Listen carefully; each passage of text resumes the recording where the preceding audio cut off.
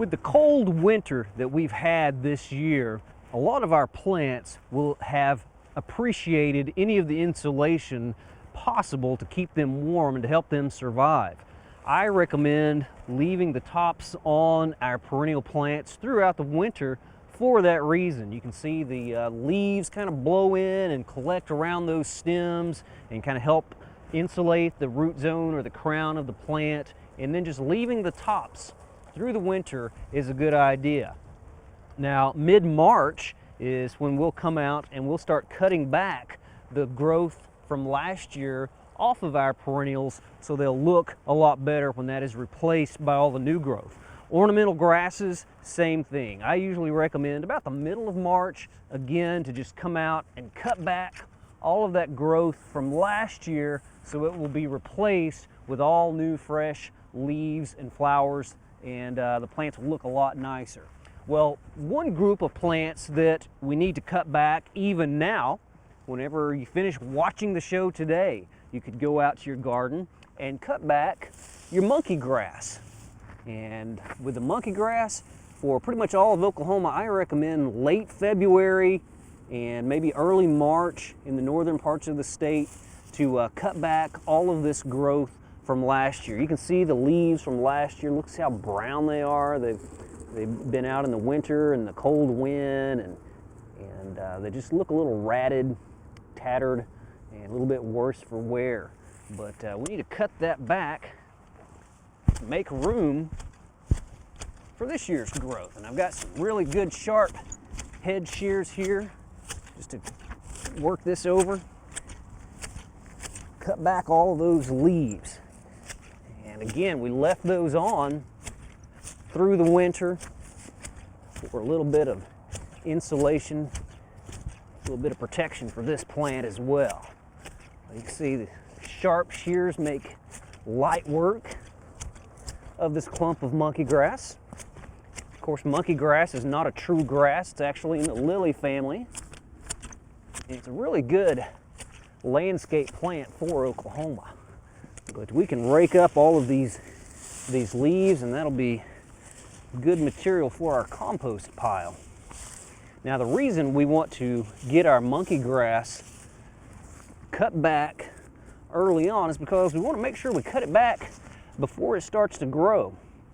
Monkey grass just has one spurt of growth in the spring every year, and the leaves just sort of elongate out of the center of the plant. And if you wait too late and you start cutting that back after those leaves, those new leaves have started to emerge, you can cut off that growing tip, and throughout the year your monkey grass will have those blunt cut tips. It'll just elongate out of the center, and it'll still look cut. And it's a lot more attractive if we have monkey grass with points on the ends of the leaves. It just looks a lot better than the cut look. But again, do this late February, early March. Get those cut back before they start to grow. Now, if you just have just a few plants, it's easy to cut those back with the shears. But if you have large patches, if you have ground cover areas of monkey grass where it would just take too long to cut with the shears, you can mow those. Just take a push mower and set it up on the highest setting and just mow over your patches of monkey grass to get rid of all of those old leaves and just make the plants look a lot fresher for the new season. The monkey grass we were just cutting back is a species known as Eppie muscari, and we were chopping on the variegated one. I've got some leaves right here. Of course, it does come in green. Very good plant for Oklahoma. It's so tough. You can grow it in sun or shade, almost any soil, and it's very forgiving as far as if it's overwatered or underwatered.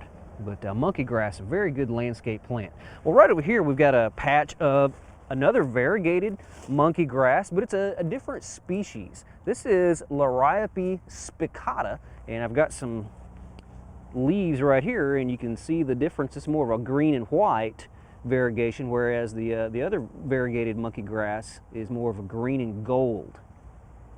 This green and gold variegated Eppie muscari is the best in my opinion because Eppie spicata will run all over the garden.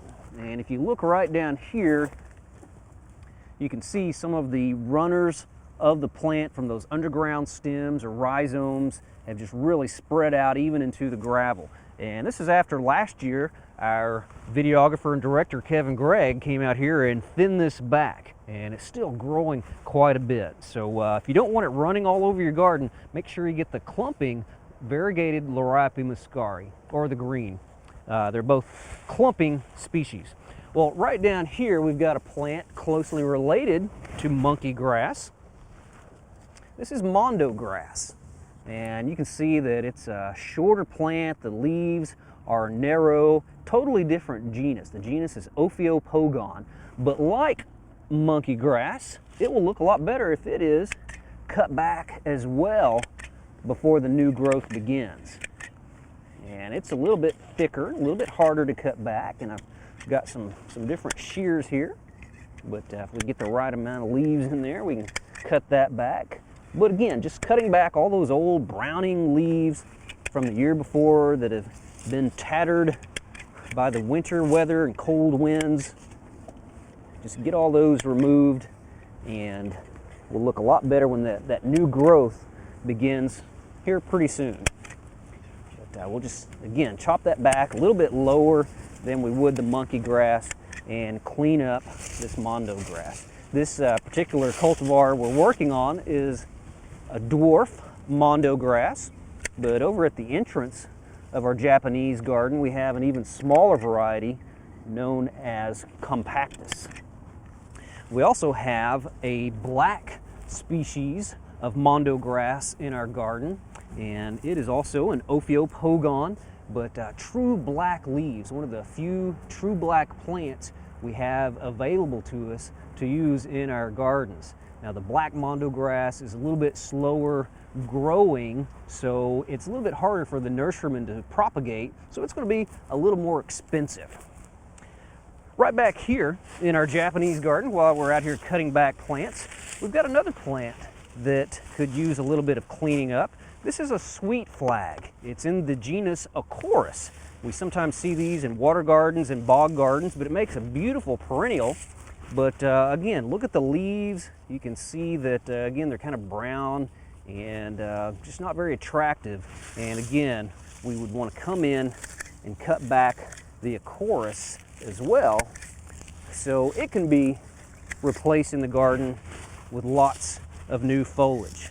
And it's interesting about the Acorus in that the plants look like maybe they are a grass or a sedge or something like that, but they're not in the grass family or the sedge family. It's actually in the arum family. So these are related to elephant ears, believe it or not, but very thin leaves. And again, another one of those spiky leaved plants that we want to get cut back early on, so it'll look a lot better when this is replaced by totally new foliage.